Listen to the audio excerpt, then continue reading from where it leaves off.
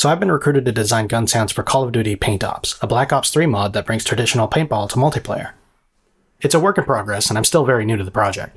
But even at this early stage, I wanted to show off my implementation workflow, and more specifically, how it leverages automation. Before going on, a quick disclaimer. Everything that you see in this video is a work in progress, and nothing is final. My workflow starts when my animators send me video exports of the animations that need sound.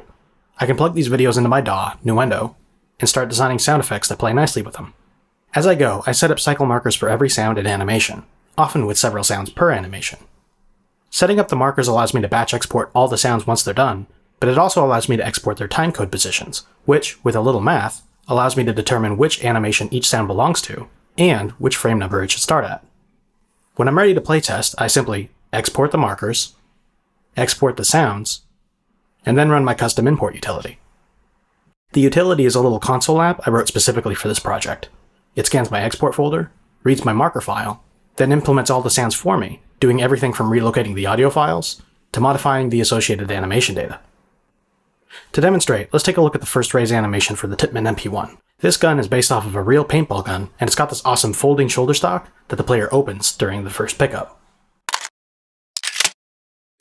Now, one way to implement these sounds would be to export a single audio file that spans the entire animation, then simply play the whole thing back when the animation starts. And for a lot of games, that's a perfectly fine way to do it. But for Paint Ops, that's not sufficient, because the animation's final playback speed is subject to change.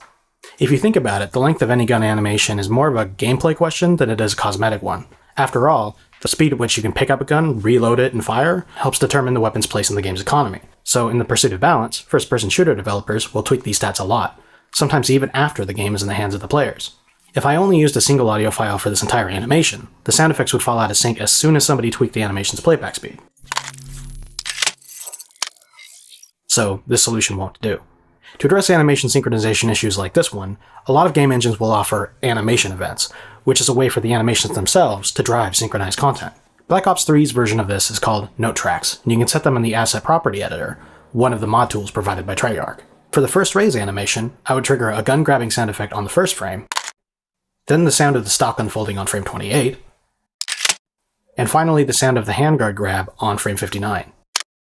Now, no matter how fast the animation plays, all the sounds trigger at the correct time.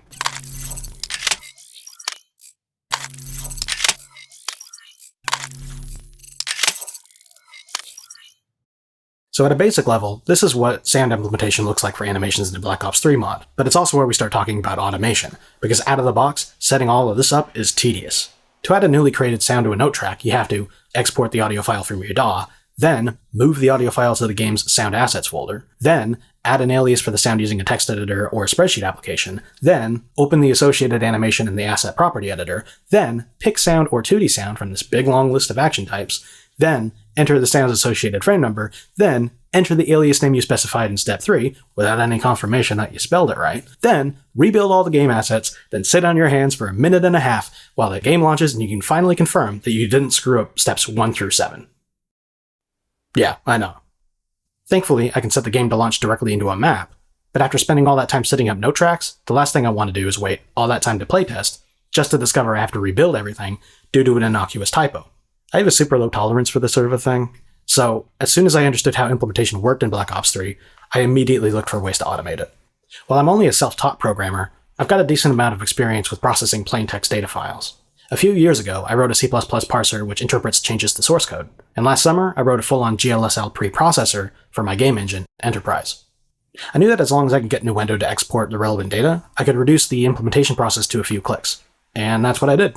It took about 7 or 8 hours of programming, but I eventually got a little importer that takes data from Nuendo and edits the game mod files to implement the sounds. First, the importer parses the marker file I exported from my Nuendo project. As I mentioned at the start of this video, these markers tell us the timecode positions of each animation and each audio export from the project file. If you open it up in a text editor, you can see that the data is organized into nice, comma-separated lists. The animation markers are all listed in the animations track, which the importer uses to distinguish them from the audio export markers. The importer can then identify which animation each audio file should be associated with by identifying the animation with the largest starting timecode that is less than or equal to the sound's timecode. After that, we can generate the frame numbers for use in the note tracks simply by subtracting the animation's timecode from the timecodes of its associated sounds. After this, the importer ensures that the gun in question has an alias file for listing all the audio exports. It gets the gun name from the name of the marker file, then uses it to figure out where the alias file should be and what it should be called.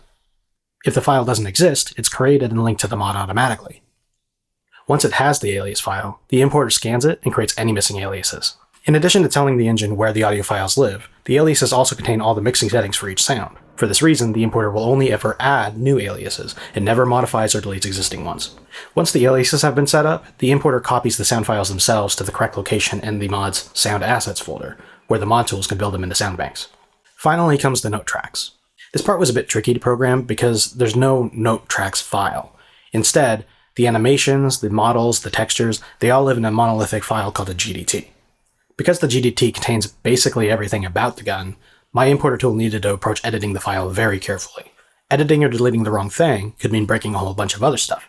To protect against the unexpected, the importer makes use of temporary files, which guarantees that a failed write operation never corrupts the GDT. Additionally, it makes a backup of the file before every merge, so I can always roll back changes if something goes wrong. And that's the workflow. I hope you found this interesting. As I said before, Paint Ops is still a work in progress, but I hope you check it out when it's finally available. Team Deathmatch.